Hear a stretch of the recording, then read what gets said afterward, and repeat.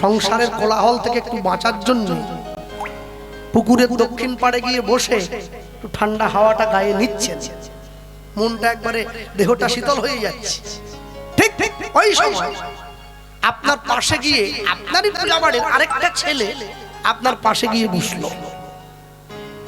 ছেলেটা খুব ভালো বাঁশের বাঁশি বাজাতে জানে।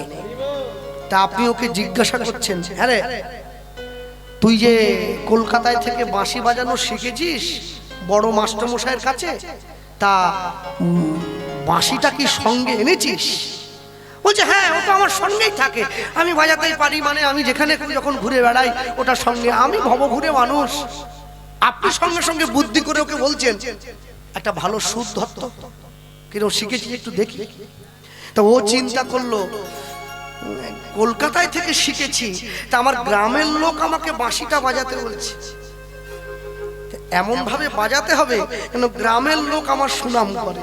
ওই কি গ্রামের যোগী ভিক্ষা পায় না নাকি একটা কথা আছে, হ্যাঁ, আমার গ্রামের লোক মাঝে মাঝে আমায় বলে, কিরে একবার গ্রামে একটু হরিনাম কর, আমরা বাইরের থেকে শিল্পী ডেকে আনছি, তুই শুধু প্রসাদ পেয়ে বাড়ি চলে যাবি। আমি বললাম না, গ্রামে করলে লোকে আমায় ওই আমাদের গোপাল গাইছে বলে। শোন, গ্রামের লোক যদি ভালো বলে তবেই তো বুঝবি তুই ভালো গান শিখেছিস। হ্যাঁ, সবসময় কিছু তো বাইরে বাইরে ঘুরে হবে। তা ওকে ওই বয়স্ক লোকটি বলছে একবার বাজাতো বাবা। তো ও চিন্তা করছে, আমি কলকাতায় যে ভালো গুরুদেবের কাছে এত শিক্ষা শিখেছি, যতটা শিখেছি একবারে সর্বশক্তি দিয়ে আমি আজকে বাজিয়ে শোনাবো। ব্যাস, একবারে সুন্দর করে বাঁশিটা নিয়ে এমন ভাবে বাজাচ্ছে, ওই যে বলছিল বাজাতে যে শ্রোতা একজনই তো বসে আছে, রাত 10টার সময় পুকুর পাড়ে কেউ নেই, তা শুনে ওনার চোখে একবারে জল এসে গেছে। আধ ঘন্টা বাজাবার পর,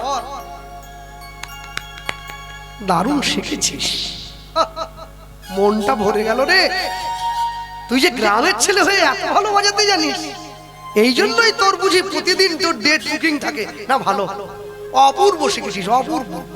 আচ্ছা, একই তো দক্ষিণের বাতাস, যে বাতাসটা আপনার গায়ে লাগছিল, ঘামটা শুকিয়ে যাচ্ছিল, দেহটা শীতল হয়ে যাচ্ছিল, দেহটা জুড়িয়ে যাচ্ছিল, সেই দক্ষিণের বাতাসটাই ওই ছেলেটা আপনার পাশে বসে মুখের মধ্যে করে ধরে বাঁশির ওই ছোট্ট ছিদ্রটা দিয়ে ওইটুকু ছোট্ট বাঁশির মধ্যে পাঠিয়ে আঙুলে চাপ দিয়ে সুর আকারে বের করে শুধু আপনার দেহ শীতল করে নাই, আপনার মনটাও জুড়িয়ে দিয়েছে। তাহলে একই হরিনাম সংকীর্তন চৈতন্য মহাপ্রভু না এলেও আমরা পেতাম। এতে শুধু আত্মা পরিতৃপ্ত হতো। চৈতন্য মহাপ্রভু এসে ওই বাঁশির সুরের মতো হরিনামের সঙ্গে ব্রজ প্রেমটা মিশিয়ে কলিযুগের জীবের দ্বারে পৌঁছে দিয়েছে। মানুষের দেহ শীতল হয়েছে, আত্মাও শীতল হয়েছে, পরমাত্মা পর্যন্ত হরিনামের বন্যায় ভেসে গৌর গোবিন্দ চরণে আশ্রয়। গৌর প্রেমানন্দ হরি বল, হরি বল। যদি গৌরাঙ্গ নহিত কি মানে হইত কেমনে ধরিতাম দে। দে মানে হলো দেহ। বাঙালির হিয়া অমিয় মাথিয়া নিমাই ধরেছে কায়া। এরপর লিখলেন, শ্রী রাধার মহিমা প্রেম রসসীমা জগতে জানা তোকে। চৈতন্য মহাপ্রভু না এলে আমরা কলিকালের মানুষ বৃন্দাবন খায় না মাথায় দেয়, আমরা তাই জানতাম না, এটাই বুঝতে পারতাম না। মহাপ্রভু এসে আমাদেরকে বৃন্দাবন চিনিয়ে দিয়েছে। আমরা বৃন্দাবনে গেলাম, রাধাকুণ্ডে ডুব দিলাম, শ্যামকুণ্ডে ডুব দিলাম, দেহের সঙ্গে মনও শীতল হলো, প্রাণও জুড়িয়ে গেল। মনে রাখবেন, সব সময়ের জন্য আপনি দুপুর বেলায় যে আহারটা করছেন, বিকেল বেলা কিন্তু সেইটারই ঢেকুর ওঠে। দুপুরে ফুলকপি, বিকেলে ফুলকপির ঢেকুর উঠবে। দুপুরে আপনি যা সেবা করবেন, বিকেলে সেই ঢেকুর। সন্ধ্যেবেলায় যা সেবা করবেন, রাত্রিতে সেই ঢেকুর। আপনি যৌবনে যেমন আচরণ করবেন, বৃদ্ধকালে সেই ঢেকুর। নিতাই গৌর প্রেমানন্দে হরি বল হরি বল। যৌবন কালে যদি হরিনাম করেন বৃদ্ধ বয়সে হরিনামে ঢেকুর উঠবে। আর যৌবন কালে যদি কোথায় ছেলে কোথায় মেয়ে কোথায় বাড়ি কোথায় টাকা কোথায় সংসার কোথায় এলাইসির টাকা শুধু এই চিন্তা করে যায়, তাহলে বৃদ্ধ বয়সে হরিনাম বলতে গেলেও চোখের সামনে শুধু এলআইসির কাগজটা ভেসে উঠবে, ঢেকুর উঠছে, বারংবার উঠতে চা।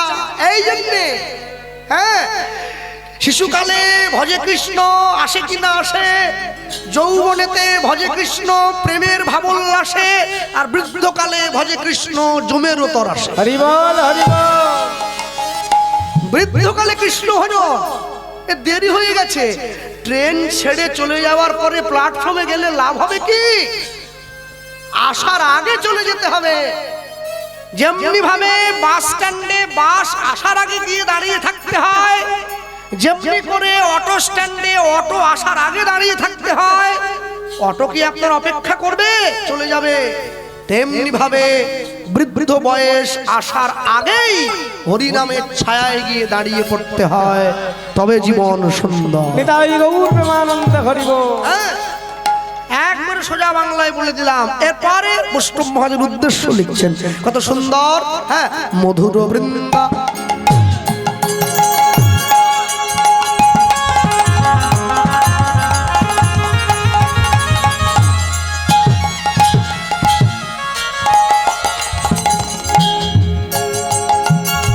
মধু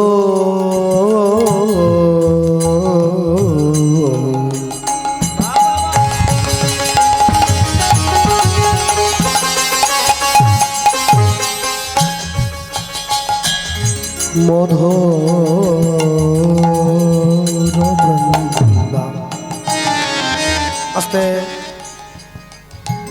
মধুর বৃন্দা, যে রাগের উপরে পদ শুনছেন, রাগ বৃন্দাবনী সারং, বৃন্দাবন মিলে গেছে।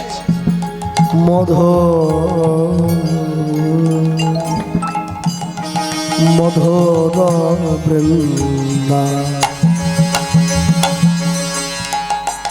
এবার বিপিন বিপিন মাধুরী, বিপিন মাধুরী ওই বৃন্দাবনে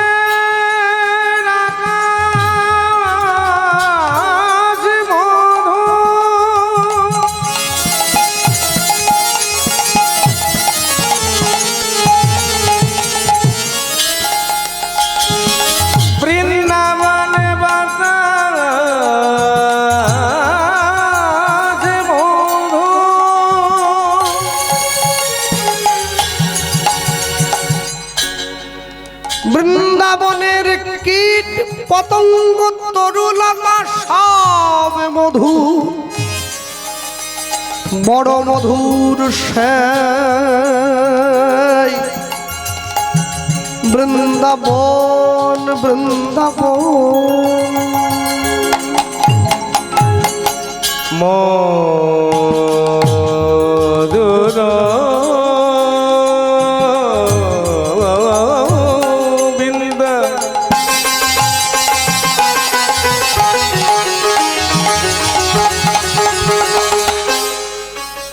ও ভাই বিপিন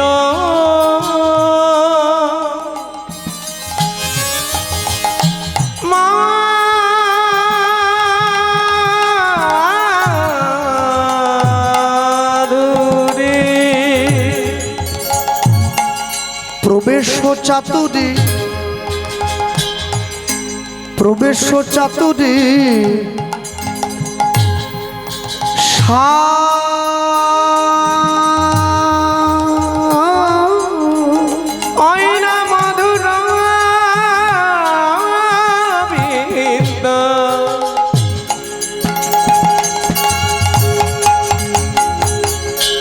বিপিন মাধুরী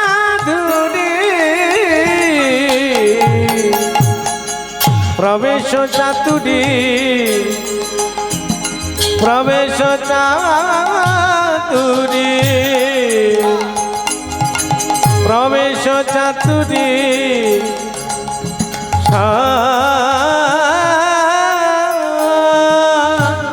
ওগো বড় যুবতী তাহে ভাবের ভকতি সকতি হইত দেখো ভয় মনোজ যুবতী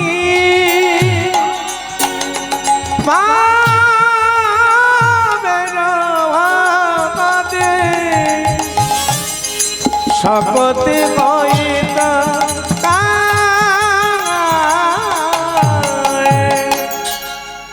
মধুর বৃন্দা বিপিন্ন মাধুরী প্রবেশ চাতুরী সার বড় যুবতী ভাবের ভকতি সকতি হইত কার। বৃন্দাবনে আমাদের ছোট একটা মঠ আছে পানিঘাটের কাছে। আমি যখন প্রথম বৃন্দাবনে যাই, আমি বৃন্দাবনে গিয়ে দুপুরবেলায় সকালবেলায় হবে 10টা 11টা ওইরকম, এখন 64 মহান্তের সমাধি দর্শন করে মঠে ফিরে আসছি। প্রচন্ড রোদ্দু তো, বৃন্দাবনে গরমও খুব ঠান্ডাও খুব। তেমন সময় দেখছি যে বেলা হয়ে গেছে, এক ব্রজ মা দুপুরবেলায় ভগবানকে সেবা দিচ্ছে। তা আমি দাঁড়িয়ে রয়েছি বাইরে, উনি আমাকে লক্ষ্য করেননি। তা আমি চিন্তা করলাম যে আমাদের বাংলায় তো ভগবানের সেবা হচ্ছে, তো এনারা কেমন সেবা দেয়, ভিতরে না ঢুকলেও বাইরে দাঁড়িয়ে। তা আমি দেখলাম ভোগের থালাটা হাতে নিয়ে ঢাকা দিয়ে রেখেছে, কি আসে তো বোঝা যাচ্ছে না। তাড়াহুড়ো করে ঠাকুর ঘরের মধ্যে গিয়ে হঠাৎ করে দেখছি দরজাটা আমরা বাইরে থেকে বন্ধ করে দেই, উনি কিন্তু ভিতর থেকে বন্ধ করে দেন। আমি দেখলাম ব্যাপারটা কি হলো, এটা তো ঠিক গোলমেলে লাগছে। আমরা ঠাকুর ঘরের মধ্যে ভোগের থালা ঢুকিয়ে মন্দিরের বাইরে দরজা বন্ধ করে এইবারে আচমন হচ্ছে, কীর্তন হচ্ছে, ভজপতি ধারণ শ্রী গৌর হরি, কেউ বলে ভজ ভকত বৎসল, যার গুরুদেব যে শিক্ষা দিয়েছেন। অনেক লোকের বাঞ্ছা অনেক প্রকার কৃপাতে করেছে বহু নামের প্রচার। যে গুরুদেব যাকে যে শিক্ষা দিয়েছেন সে সেইভাবে মহাপ্রভুর। আরে যাবে সবাই একই জায়গায়, কেউ ট্রেন দিয়ে যায়, কেউ বাস দিয়ে যায়, কেউ নৌকা দিয়ে যায়, যার যেটা খুশি। আমি দাঁড়িয়ে রইলাম বাইরে। আধ ঘন্টা পরে সেই বোঝো মা দরজা খুলে বেরিয়ে এসছে, একেবারে ঘেমে নিয়ে গিয়েছে, মুখটা মুছছে। আর দরজাটা খুলেই দেখছে দরজার বাইরে ছেলে দাঁড়িয়ে। আর যেই আমাকে দেখেছে সঙ্গে সঙ্গে ঘুম ফেরে কি ব্যাপার। আমি বললাম মা আমি মেদিনীপুর থেকে এসেছি। ও বাংলার মানুষ, এসো ভিতরে এসো, রাধে রাধে, বসো। তারপরে গেলাম, বসলাম। হ্যাঁ কিছু বলবে বাবা, কি প্রসাদ পাবে? না প্রসাদ তো দিলে ভালোই হয়, সে তো না বলবো না, বিয়ে বাড়ি হলে না বলে দিতাম, প্রসাদে না বলবো না। আমার আবার একটু প্রসাদের প্রতি লোভটা বেশি আছে। আমাদের গ্রামে মহোৎসব হলে যদি আমাকে নাও ডাকে আমি ঠিক, ও বেড়া গলে হলেও ঠিক চলে যাবো, ওদিকে বলতে হবে না। হ্যাঁ হ্যাঁ, তা গিয়ে বসলাম, বলছে কিছু বলবে? আমি বললাম যে হ্যাঁ। তা বলে বলো বলো বলো। আমি বলি মা এই যে আপনি মন্দিরের মধ্যে ঢুকে যে দরজাটা ভেতর থেকে বন্ধ করলেন, মানে কেন, এইটা জানার জন্য একটু। বলছে ওটা বলতে পারবো না, এমন কিছু প্রশ্ন করবে না যে উত্তরটা তোমাকে আমি বলবো। না একটু জানার আকাঙ্ক্ষায় ছিলাম। কেন? তোমরাই তো বলো আপন ভজন কথা না কহিবে যথা তথা, তাহলে আবার জিজ্ঞাসা করছো কেন? এটা আমার ভজনের ব্যাপার, আমি তোমায় বলবো কেন? আমি বললাম না না একটু আকার ইঙ্গিত যদি দিতেন আমি বোঝার হলে বুঝতাম, নাহলে বাড়ি চলে যেতাম। বলে সেইটা তোমাকে আমি একটু ইঙ্গিত দিতে পারি, তুমি যদি বোঝো তো বুঝবে, নাহলে তুমি চলে যাবে। হ্যাঁ বলুন না। বলছে শোনো স্কুলে পড়াশোনা করেছো? একটু একটু। বাহ, কখন স্কুল যেতে? সকাল 10টায়। কখন ফিরে আসতে? বিকেল 4টায়। তুমি যখন ফিরে আসতে স্কুল থেকে বাড়িতে তোমার খিদে পেতো না? খিদে মানে কি? ওরে বাপ রে, বিরাট খিদে। হ্যাঁ এখন তো স্কুলে খাবার দেয়, আমার সঙ্গে দিত না। তো রাস্তার থেকে মাকে চিৎকার করতাম, মা আমার খিদে পেয়েছে, মা খিদে পেয়েছে মা। তা বইয়ের, আমার সময় তো বইয়ের ব্যাগ ছিল না, বাজারে ব্যাগ করে বই নিয়ে যেতাম। ওইটা খাটের উপরে ছুঁড়ে দিয়েই একবারে ছুটে গিয়ে খাবারের থালায় বসে পড়তাম। দাঁড়াও, থামিয়ে দিয়েছি, এইবারে বলো। মানে কি চিন্তা করে বলবে। তোমার মা যখন তোমায় খেতে দিত অন্ন, ডাল, বেগুন ভাজা, সবজি, তুমি চিন্তা করো তোমার মা কি তোমাকে খাবারের থালাটা দিয়ে পাশের ঘরে তোমার কাকিমার সঙ্গে গল্প করতে চলে যেত? আমি বললাম না, মা তো আমার কাছে থাকতো। কেন থাকতো? আরে কি বলছেন? আমি আপনাকে কি বলছি, আপনি কোথা দিয়ে আমাকে ঘোরাচ্ছেন? বলে বলো না। আরে আমার কাছে থাকতো, চলে যাবে কেন? আর কেন? ঠিক আছে, আমার কখন কোনটা লাগবে, একটু ডাল চাই, কি একটু বেগুন ভাজা চাই, কি একটু জল এক গ্লাস দিতে হবে, তা মা আমাকে যদি চলে যায় আমি কাকে চাইবো? বারবার কি চিৎকার করতে থাকবো? এইবারে আমাকে বলছে উত্তর তো তুমি দিয়ে দিচ্ছ, তাহলে আমাকে প্রশ্ন করছো কেন? তা আমি বললাম উত্তর দিয়ে দিচ্ছি মানে? বলে হ্যাঁ তুমি তো দিচ্ছ। তুমি যে ভগবানের মন্দিরে ভোগের থালাটা ঢুকিয়ে দিয়ে দরজাটা বাইরে থেকে বন্ধ করে দিয়ে হরিনাম গাইছো, মনে করো আমার গোবিন্দের আরেকটু ডাল চাই, কাকে বলবে?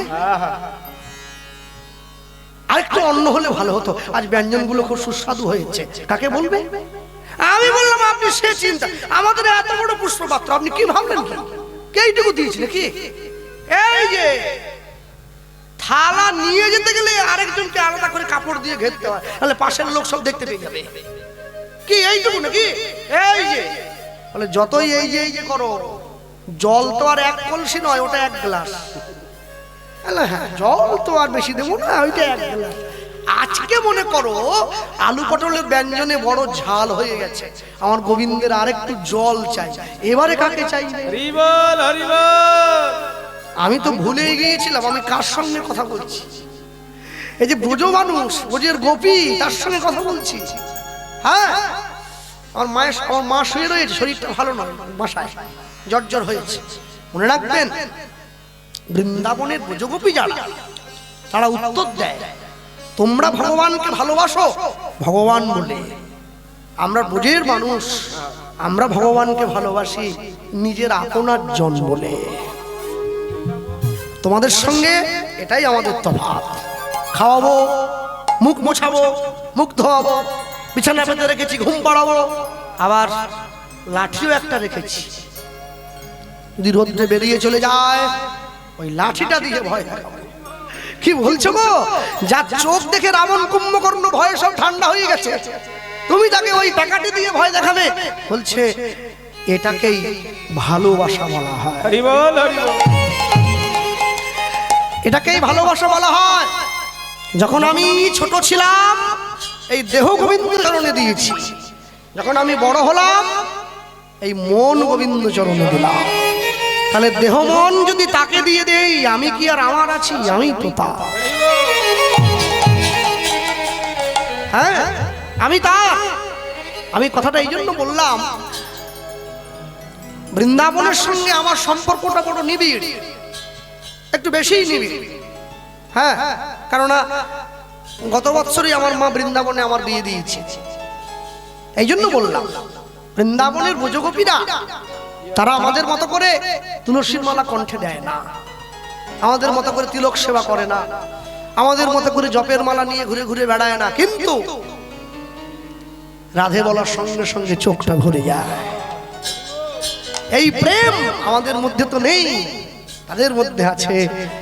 মনটা এত পরিষ্কার, আয়নার থেকেও পরিষ্কার। আয়নাতে সামনে দাঁড়ালে যেমন নিজের মুখটা দেখা যায়, মনটাকে এমন তৈরি করে রেখেছে, নিজের মনের সামনে নিজে দাঁড়িয়ে পড়লে রাধা গোবিন্দের ছবিটা দেখতে পায়, তখনই চোখে জল ওঠে। এই জন্য বৈষ্ণব মহাজন লিখেছেন, কত যত্ন করে সুন্দর করে লিখেছেন, দেখুন। গাও পুন পুন শ্রী গৌরাঙ্গের গুণ, তোমরা গৌরাঙ্গের গুণ গাও, গুণ গাও, গুণ গাও।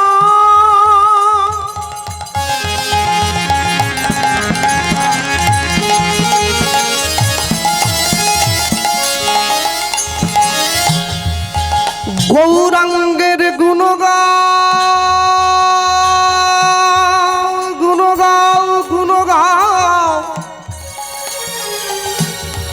পুনঃ পুনঃ বারবার গাও পুনো পুনো বার বার গাইবে, একবার না পারিলে দেখো শতবার। দস্যু রত্নাকরের মতো তুমিও মরা মরা বলতে বলতে রাম উচ্চারণ করে ফেলবে। গাও পুনো পুনো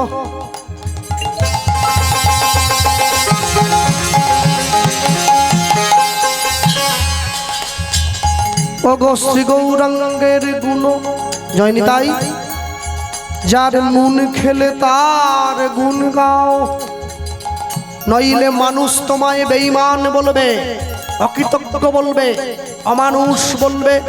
কিন্তু সকাল থেকে সন্ধে পর্যন্ত লোক ঠকিয়ে নয়, পরের ক্ষতি চেয়ে নয়, অপরের প্রতি হিংসা করে নয়, সরল করিয়া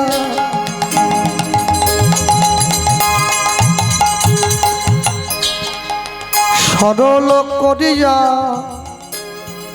সরল করিয়া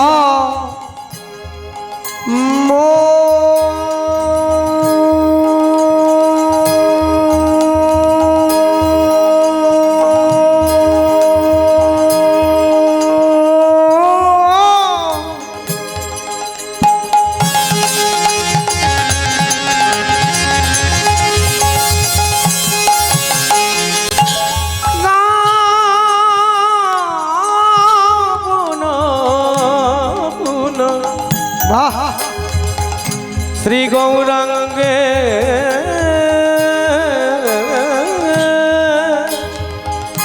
গুণ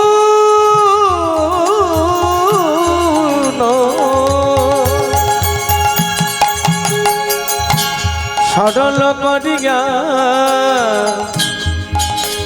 সরল করিয়া সরল করিয়া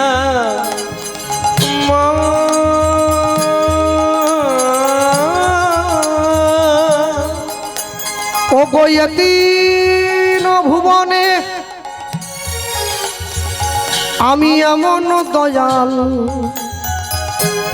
না দেখো একজন। অগয়তীন ভুবনে এমন দয়া না দেখো গে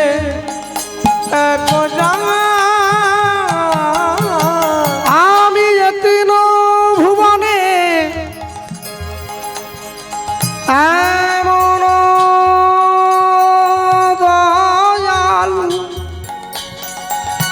না দেখো একজন। অগয়তীন ভুবনে এমন দয়া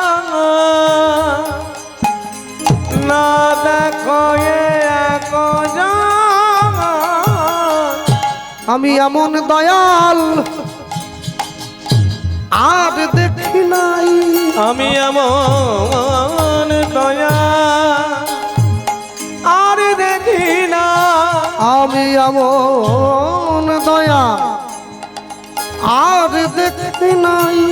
আমি এমন দয়া আর দেখি না।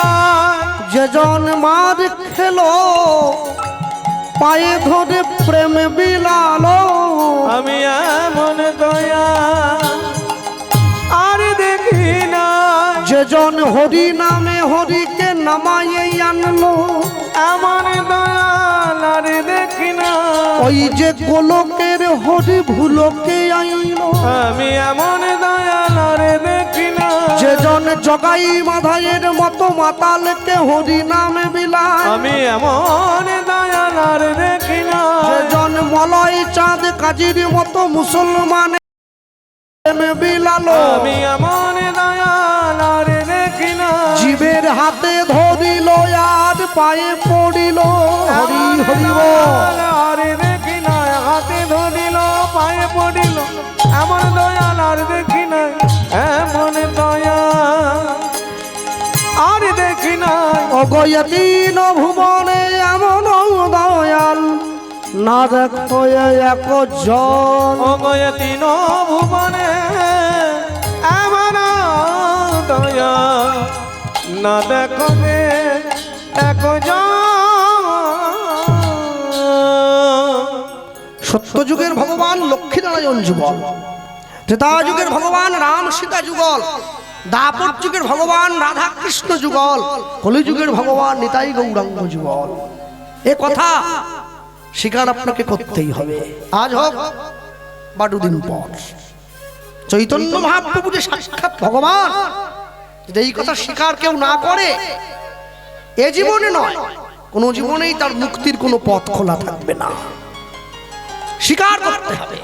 আজিও শুনিতে শুনিতে যেই কি অদ্ভুত চৈতন্য চরিত, কৃষ্ণ উপজীবে প্রীত, বাড়িবে রসের রীত, শুনিলেই বড় হবে হিত। শুনতে থাকতে হবে। হ্যাঁ, মনে রাখবেন, এটা বসে আছেন স্থানে আজকে সবসময়ের জন্য। দেখবেন আমার ঠাকুমাকে দেখতাম ছোটকালে, তখন তো এত সেন্টেন ছিল না, কোনো পাউডার ছিল না, বয়স্ক মানুষ তো। তাই কোনো আত্মীয় বাড়িতে গেলে, হ্যাঁ, কোনো জায়গায় মহোৎসব বাড়িতে নিমন্ত্রণে প্রসাদ পেতে গেলে এই আঁচলে একটা বেল ফুল বেঁধে নিত। বেল ফুলে একটা খুব সুন্দর গন্ধ আছে। এবার যখনই আত্মীয়দের সামনে গিয়ে দাঁড়াতো, ওই বেল ফুলটা আঁচলটার মধ্যে নিয়ে আত্মীয়দের সামনে, তাই ফুলের গন্ধটা নাকে সবার লাগতো, বলে বাহ ভালো সেন্ট দিয়েছে। কিন্তু বেল ফুল, এবার সকাল থেকে সন্ধ্যে পর্যন্ত বেল ফুলটা বেঁধে রাখবার পর যখন ফুলটা শুকিয়ে যেত, আঁচলটা খুলে ফুলটা বের করে এবারে ফেলে দিত। আচ্ছা আমায় বলুন, ফুলটা ফেলে দিলেও গন্ধটা কি চলে যেত? থেকে যেত। এটা বেল ফুলের প্রভাব। যেমনি ভাবে ফুল ফেলে দিলেও ফুলের প্রভাব, ওই সুগন্ধ ওটা রয়ে যায়, তেমনি ভাবে যৌবনে হরিনাম আশ্রয় করে হরিনামের ভাণ্ডটাও পূর্ণ করে রেখে দিলে, বৃদ্ধ বয়সে নাম যদি উচ্চারণ করতে নাও পারি, ওই নামের প্রভাবে ভবসিন্ধুর ঘাটটা অনায়াসে পার হয়ে যায়। বলতে থাকতে হয়, একদিন দুদিন তিন দিন 4 দিন 5 দিন অভ্যাস করুন। খেতে বসে করবেন, ঘুমোতে গিয়ে করবেন, বাথরুমে গিয়ে করবেন, স্নান করতে গিয়ে করবেন, রান্না করতে করতে করবেন, বাসন মাজতে মাজতে করবেন, আত্মীয় বাড়ি যাওয়ার সময় করবেন, জন্মদিনে করবেন, শ্রাদ্ধ বাড়িতে করবেন, অন্নপ্রাশনে করবেন। এমন ভাবে হরিনাম আশ্রয় করবেন, আপনি হরিনাম ছেড়ে দিলেও নাম যেন আপনাকে ছেড়ে না চলে যেতে পারে। হ্যাঁ, আমার বাবা বলতেন, তুই তো ভগবানকে ভালোবাসিস, কোনোদিনও বিচার করেছিস ভগবান তোকে ভালোবাসে কিনা? ভালোবাসাটা একতরফা হয়ে যাচ্ছে না তো? আমি বললাম কেন? বলে তুই তো শুধু প্রণাম করছিস, তুই ভগবানকে সেবা দিয়ে দিলি, তুই ভগবানকে ফল মিষ্টি দিয়ে দিলি, তুই ভগবানকে অন্ন ব্যঞ্জন বিচা কলা শুক্তো দিয়ে দিলি। আরে ফিরে একবার দেখ ভগবান গ্রহণ করছে কিনা। পাগল ছেলে। হ্যাঁ, মনে রাখবেন, ভগবান যাদের ভালোবাসে, হ্যাঁ, এই আমি আপনাদের এইসব দিকে এলে অনেক অনেক গ্রামে শুনতে পাই যে এই গ্রামে একটা কালী মন্দির আছে, বড় জাগ্রত মা। কালী পুজোর সময় গ্রামের 2-3 জন বৌমারা নাকি মা কালীর ভরে পড়ে। আচ্ছা, অনেক জায়গাতে আছে, দেখবেন মা কালী ভর করে। মনসা পুজোর সময় মা মনসা ভর করে। অনেক জায়গায় শীতলা পুজোর সময় মা শীতলা দিয়ে ভর করে। আচ্ছা, এই যে আপনাদের ময়না, এই যে পিংলা, এই যে সমস্ত জায়গাগুলো, হ্যাঁ, আচ্ছা এমন কোন বাড়ির মা বৌমাদের দেখাতে পারবেন যাকে গোবিন্দ ভর করেছে?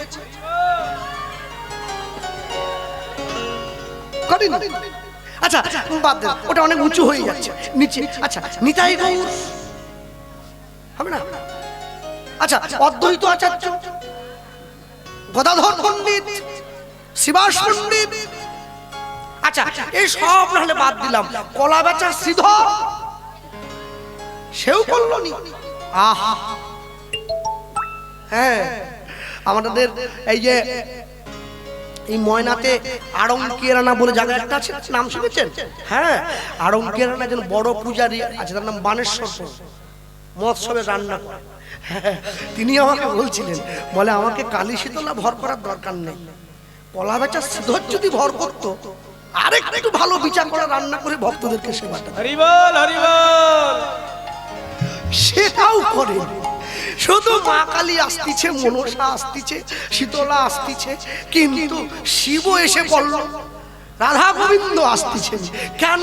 মনে রাখবেন, ইমিটেশন সহজে পাওয়া যায়, সোনা কি সহজে পাওয়া যায়?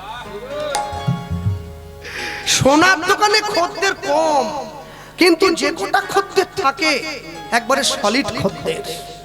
আর মুদিখানার দোকানে অনেক খদ্দার, ওই 50 হলুদ, 50 লঙ্কা, 50 তেল, ও তো যে কেউ কিনতে পারে, সোনা সবাই কিনতে পারবে না। ভগবান যাকে ভর করবে, ভগবান যাকে ভালোবাসবে, সে ওই তাবিজ কবজ মাদুলি বিক্রি করার জন্য সংসারে পড়ে থাকবে না, সে তার নামের পাগল হয়ে হরিনামে বেরিয়ে চলে যাবে। বৈষ্ণব মহাজন লিখেছেন, গাও আস্তে, গৌরাঙ্গ বলিয়া না গেলাম গলিয়া, উলুধ্বনি হরি হরি বল। রঙ্গ বলিগা না গেলাম গলিগা, আমি গৌরাঙ্গ বলিয়া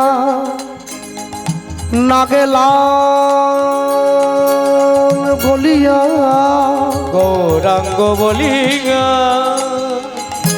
না গেলাম গলিগা, কেমনে ধরিনু দে ওগো বাসু ঘোষহিয়া পাষাণ দিয়া, বিধি কেমনে গড়িয়াছে ভগবান সুখ সখিয়া পাশানে বাঁধিয়া, বলো বিধি কেমনে গড়িয়াছে, ওগো বাসু ঘোষহিয়া পাষাণ দিয়া, বিধি কেমনে গড়িয়াছে। বলি আমার ভাগ্যে হলো না, আমার ভাগ্যে হলো না গো, ও যে আমার ভাগ্যে হলো না, আমার ভাগ্যে হলো না গো, ওগো সবাই তোমার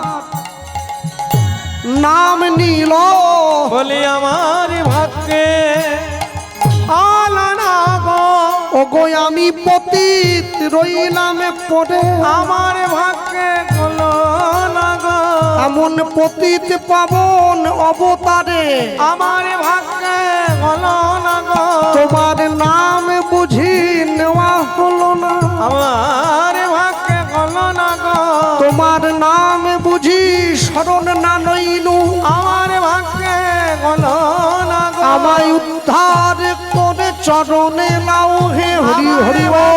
হলো না গো, উদ্ধার করে চরণে রাখ, আমার ভাগ্যে হলো না গো, আমার ভাগ্যে হলো না গো, ওগো বাসু ঘোষহিয়া পাষাণ দিয়া, বিধি কেমনে গড়িয়াছে, ওগো বাসু ঘষে গিয়া পাশানে বাঁধিয়া, বলো বিধি কেমনে গড়িয়াছে। লীলা মাধুর্য শুরুর পূর্বে একটা কথা বলে দেই, আজকে যে বাবুর বাড়িতে গান হচ্ছে, তিনি এবং তার যারা অনুষ্ঠানের সহযোগী, তার সন্তানগণ, তারা আমাকে একটু ভক্তি তত্ত্বের মধ্যে দিয়ে কিছু পরিবেশনের জন্য বলেছেন। তবে আমি একটা কথাই বলবো, কেননা গাইতে গাইতে তো খেয়াল থাকে না, যখনই আপনাদের মনে হবে এইবারে ঝাঁপ বন্ধ করলে সুবিধে হয়, আমাকে শুধু বলবেন একবার, দাদা এইবার বলা মাত্রই আমি একবার, আমার তো ভালো বলবেন। হ্যাঁ আসলে এখন কথা হচ্ছে, আমার ইচ্ছে তো অনেক, কিন্তু পূরণ করবার মালিক তো তিনি। যতটুকু চাইবেন ততটুকুই পূরণ হবে, এর বেশি তো হবে না। লটারির টিকিট সবাই কাটছে, সবাই কি পয়সা পাবে যে কোনো একজন? হ্যাঁ, ভগবানকে সবাই ডাকছে, সবাইকে পাবে মাত্র গুটি কয়েকজন। হ্যাঁ, সবসময়ের জন্য জানবেন, আপন ইচ্ছায় জীব কোটি বাঞ্ছা করে, কৃষ্ণ পুরাইলে জীবের বাঞ্ছা তবে পড়ে। তা আমি এইটুকুই আশা করব যে সমস্ত জ্ঞানী গুণীজন সাধুগুরু বৈষ্ণব দাঁড়িয়ে বসে আছেন ধৈর্য ধরে আস্বাদন করবেন। দেখবেন হরিনাম সংকীর্তন যখন হয়, হরিনাম হওয়ার সময় আমরা একটি মহাজন পদ শেষে কীর্তন করি, মানে ওই দধিভাণ্ড ভঙ্গের পরে লুট দেওয়ার সময় হরি হরয় নমঃ কৃষ্ণ যাদবায় নমঃ যাদবায় মাধবায় কেশবায় নমঃ, এটি গাইতেই হবে। এটি না গাইলে সংকীর্তন সম্পূর্ণ হবে না। এই পদটির নামই হচ্ছে সংকীর্তন পূর্ণ। কিন্তু একটু কিন্তু যোগ করলো, এই যে আপনারা সকলে গাইছেন হরি হরয় নমঃ কৃষ্ণ যাদবায় নমঃ, এরপরে যে লাইনটা গাইলেন যাদবায় মাধবায় কেশবায় নমঃ, এই লাইনটা কিন্তু ছিল না। এটাই মজার ব্যাপার। এখানে কোন লাইনটা ছিল? এটি মহাপ্রভুর নিজের হাতের লেখা, হরি হরায় নমঃ কৃষ্ণ যাদবায় নমঃ, এরপর ছিল গোপাল গোবিন্দ নাম শ্রীমধুসূদন। এই পদ যখন নরোত্তম দাস ঠাকুর করলেন, তিনি চিন্তা করলেন আমার প্রভু তো একটু ভুল লিখে ফেলেছেন। চিন্তা করো, চৈতন্য মহাপ্রভুর ভুল হচ্ছে, তাহলে কত বড় ভাবতে হয়, চিন্তা করতে হয়। আরে ভেবে দেখুন না, যে সন্তানকে আপনি জন্ম দিয়েছেন, তাকে কোলে পিঠে করে মানুষ করে নিজের স্তনদুগ্ধ দিয়ে লালন পালন করলেন, কত রাত্রি না ঘুমিয়ে সন্তানের মুখে খাবার তুলে দিয়েছেন, সেই সন্তান আপনি মারা গেলে শ্মশান ঘাটে আপনাকে পুড়িয়ে স্নান করে ঘরে ঢুকে, কেন? যাতে বাবা মায়ের কোনো ছোঁয়াচে রোগ ব্যাধি তার সঙ্গে ওই ঘরে ঢুকে পড়তে না পারে। আপনার পরনের পোশাকগুলো পর্যন্ত ছুঁড়ে ছুঁড়ে ফেলে দেয়, আপনার ছোঁয়া কিচ্ছু থাকে না। ঠিক তেমনি সন্তান জন্ম দেওয়া সন্তান যদি পিতামাতাকে এইভাবে অস্বীকার করে, এখানে সন্তানের যেমন কুদৃষ্টি বেড়ে যায়, চৈতন্য মহাপ্রভুর এই ক্ষুদ্র ভুলটাকে তিনি বৃহৎ চোখে দেখেন, তার প্রতি মহাপ্রভুর কৃপাটাও অনেক বেড়ে যায়। সবাই পারবে না, সবাই পারবে না। এর জন্যে ভগবানের প্রিয় পাত্র হতে হয়। নরোত্তম দাস ঠাকুর চিন্তা করলেন, আমার প্রভু লিখেছেন হরি হরয় নমঃ কৃষ্ণ যাদবায় নমঃ, তিনি হরির জয় দিয়েছেন, হরের জয় দিয়েছেন, যাদবের জয় দিলেন, কিন্তু মাধবের জয় তো দিলেন না। যাদব বলে আমার গোবিন্দের যে এত সন্তান, তাদের জয় তো দিলেন না। যারা গোবিন্দের মহিষী 16,108, তাদের জয় তো দিলেন না, আমি দেব। এই লিখছেন যাদবায় মাধবায় কেশবায়। হ্যাঁ, তখন মহাপ্রভু আদেশ করেছিলেন, নরোত্তম আদেশ দিলাম, এই পদ আমার লেখা হলেও জগতের মানুষ জানবে এই পদ তোমারই লেখা। এই জন্যেই একদম অন্তিমে গিয়ে শ্রী গুরু চরণপাদ পদ্ম করিয়াস নাম সংকীর্তন গাহে নরোত্তম দাস। হরি বল হরি বল হরি বল। এই যে বৈষ্ণব মহাজন পদ, এই পদে সুন্দর একটি পংক্তি ব্যবহার হয়েছে। পংক্তিটি কি? জয়রূপ সনাতন ভট্ট রঘুনাথ শ্রীজীব গোপাল ভট্ট দাস রঘুনাথ, এই ছয় গোসাইয়ের করি চরণবন্দন, যা হইতে বিঘ্ননাশ অভীষ্ট পূরণ। এই ছয় গোসাই যাবে ব্রজে কইলেন বাস, ব্রজে রাধা কৃষ্ণের নিত্য লীলা ভুবনে প্রকাশ। হৃদয় গৌর প্রেমানন্দ হরি বল হরি বল। এই যে ছয় গোস্বামীর কথা আপনারা শুনলেন, এই ছয় গোস্বামী যারা গৌর পার্ষদ, এই ছয় গৌর পার্ষদের থেকে এক গৌর পার্ষদের কথা আমরা আজকে আস্বাদন করছি। কেন? গৌর পার্ষদের কথা আস্বাদন করলে গৌরের প্রতি ভক্তি বর্ধিত হয়। যার কথা আমরা শুনছি সান্ধ্যকালীন কীর্তনে বসে পরম গৌর অনুগত নিজজন ছিল পণ্ডিত রঘুনাথ দাস গোস্বামী পাদের জীবনী। হরি বল হরি বল হরি বল। আমি একটুখানি বলবো, যারা বসে আছেন এই স্থানে একবার চিন্তা করবেন, রঘুনাথের বৈরাগ্য নাকি পাষাণের সমান। কতটা ত্যাগ করলে গৌর পাওয়া যায়, রঘুনাথ তার বড় প্রমাণ, সব থেকে বড় প্রমাণ। মায়েরা যারা বসে আছেন, আমার কথায় কেউ কষ্ট পাবেন না, আপনারা চাইলে বাড়ির ছেলে মেয়েকে ডাক্তার তৈরি করতে পারেন, ইঞ্জিনিয়ার তৈরি করতে পারেন, উকিল ব্যারিস্টার তৈরি করতে পারেন, কিন্তু চাইলেই বাড়ির ছেলে মেয়েকে ভক্ত তৈরি করতে পারবেন না। ভক্ত হওয়া যায় না, ভক্ত হয়ে জন্মাতে হয়।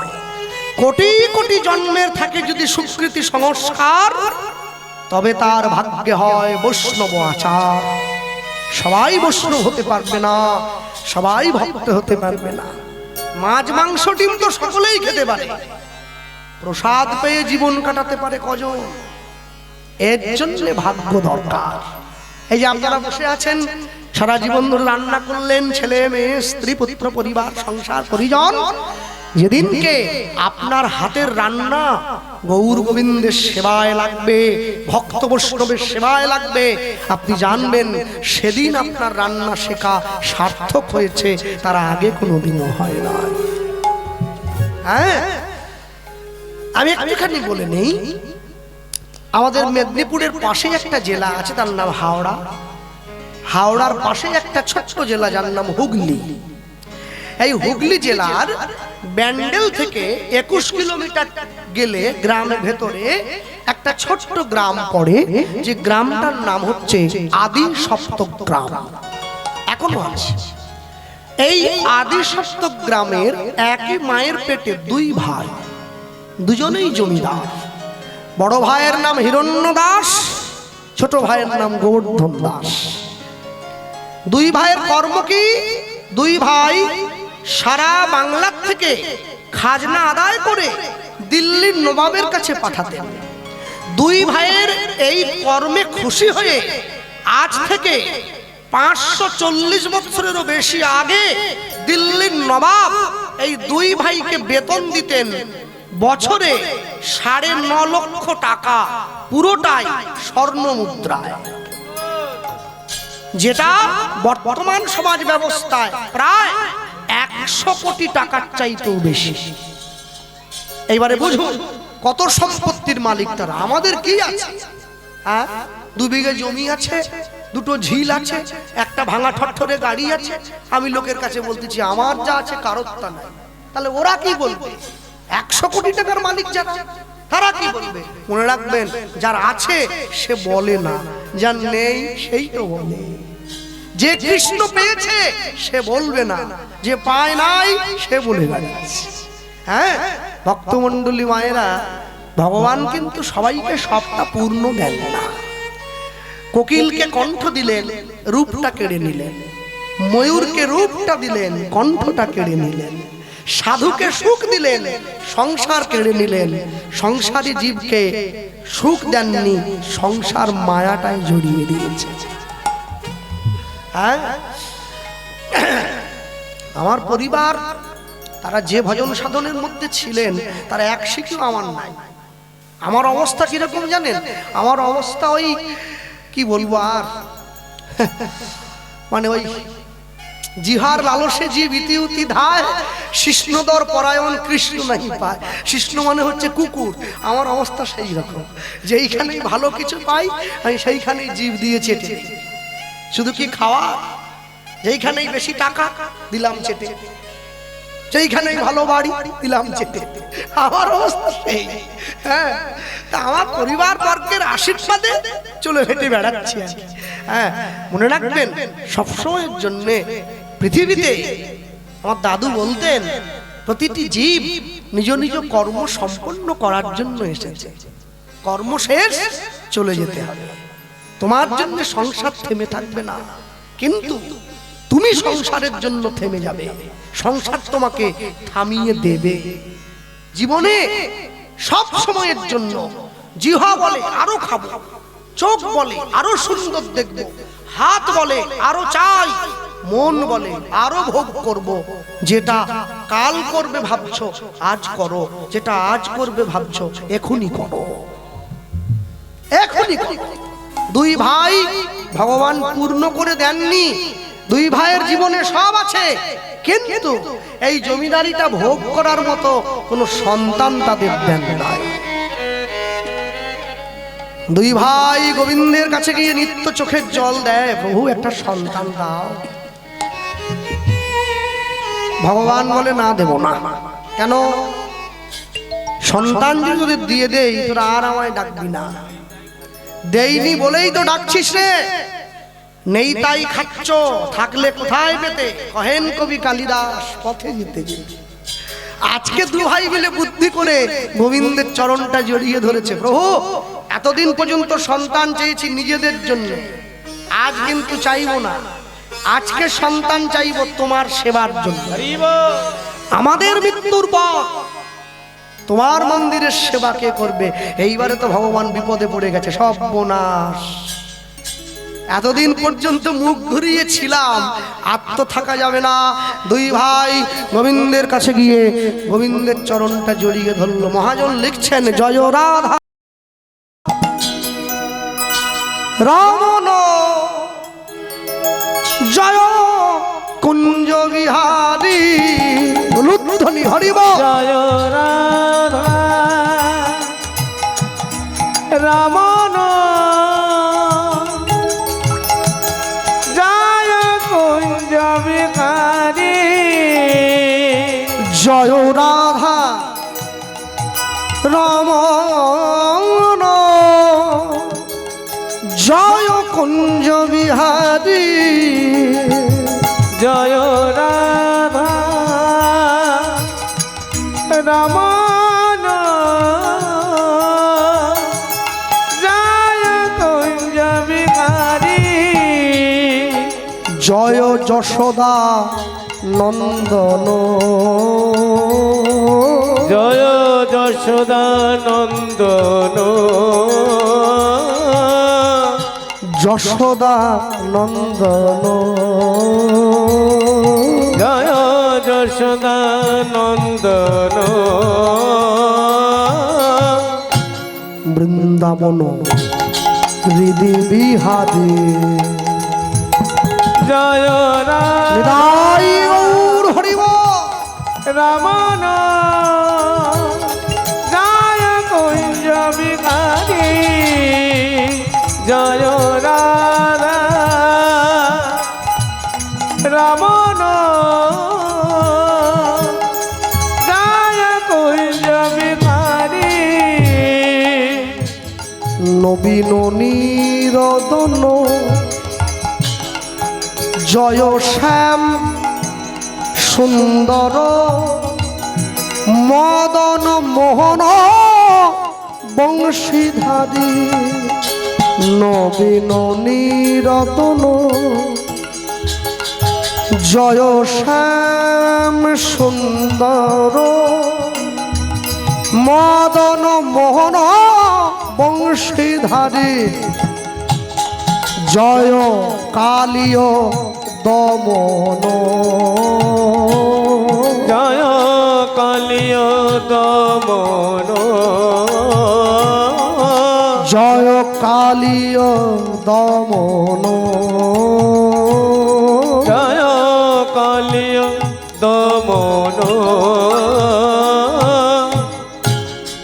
বৃন্দাবন হৃদি বিহারী। জয় রাধা দেখা দাও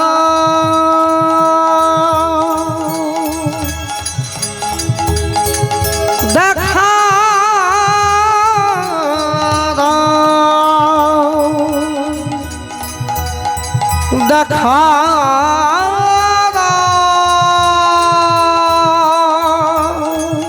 দেখা না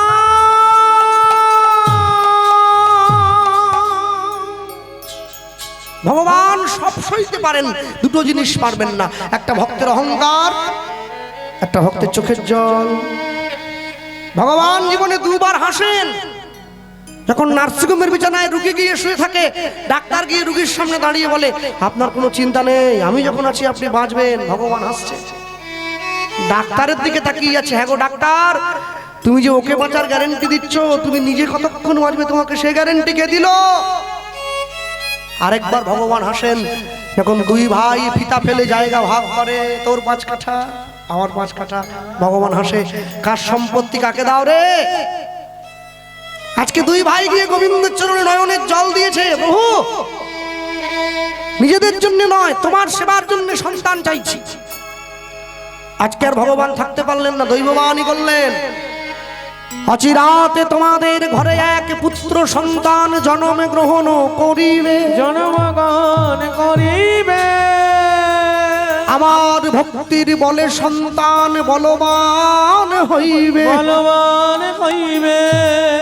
এই সন্তান না রহিবে তোমাদের ঘরে, তোমাদের ঘরে জগৎ মাঝে আমার লীলা কথা, আমার লীলা কথা প্রচার করিবে দারে দারে, জগতে আমার লীলা কথা প্রচার করিবে জীবের দ্বারে দ্বারে। ভগবানের মন্দিরে প্রণাম করে দুই ভাই মন্দির থেকে চোখের জলটা মুছতে মুছতে বেরিয়ে এসছে। বড় ভাই জিজ্ঞাসা করছে, এই ভাই, ভগবান যে বললো আমাদের ঘরে ছেলে হবে, হবে বল? হ্যাঁ বলেছে মানে তো হবে, কিন্তু কিন্তু কিন্তু তারপরে যে বলল ছেলেটা নাকি ভক্ত হয়ে চলে যাবে, ঘরে থাকবে না। দোষ হতে দে, হতে দে, শুধু ভক্ত ভক্ত হওয়া বের করে দেবো, একবারে মন্দিরই ভেঙে দেবো, ঠাকুর জলে ফেলে দেবো। না যদি বাঁশ থাকে, বাঁশি কি হবে রে? 7 মণ তেলও পুড়বে না, রাধাও নাচবে না। কিন্তু কিন্তু ঠাকুর যে বলল দু ভাইয়ের ঘরে হবে, এই কার ঘরে হবে এটা তো বললো না। এ কি জরাসন্ধের মতো হবে নাকি অর্ধেক করে? বলেন না, তা হবে না, যে কোনো একটা ঘরে হবে। বড় ভাইয়ের তো বুদ্ধি একটু বেশি, বলছে ঠিক আছে, যার ঘরে হবে না, তোর যদি হয়, তুই ছোট, তুই তোর সম্পত্তি আমার ছেলের নামে করে দিবি, আমার ছেলে বিনিময়ে তোকে পিতার সম্মান দেবে। আর যদি তোর ঘরে হয়, আমার সম্পত্তি আমি তোর ছেলের নামে করে দেবো, বিনিময়ে তুই আমাকে তোর ছেলের খাতায় কলমে একটু বাবা হওয়ার অধিকার। হ্যাঁ ঠিক আছে, এমনি বড় লোক ছিল, আরো বড় লোক হয়ে যাবে। যা, যেই কথা সেই কাজ। বড় ভাইয়ের ঘরে কোনো সন্তান হয় নাই, ছোট ভাইয়ের ঘরে হয়েছে। বড় ভাই হিরণ্য দাসের স্ত্রীর কুলালো করে সন্তান হলো না, ছোট ভাই গোবর্ধন দাসের স্ত্রীর কুলালো করে সন্তান হয়ে গেছে। বড় ভাই সম্পত্তির কাগজটা নিয়ে ছুটে এসেছে, ভাই এই যে তুই যে বলছিলি কথা অনুযায়ী কাজ, ঠিক আছে, আজ থেকে দুই ভাইয়ের নাম মিলিয়ে এই ছেলেটার বাবার নাম হলো হিরণ্য গোবর্ধন দাস।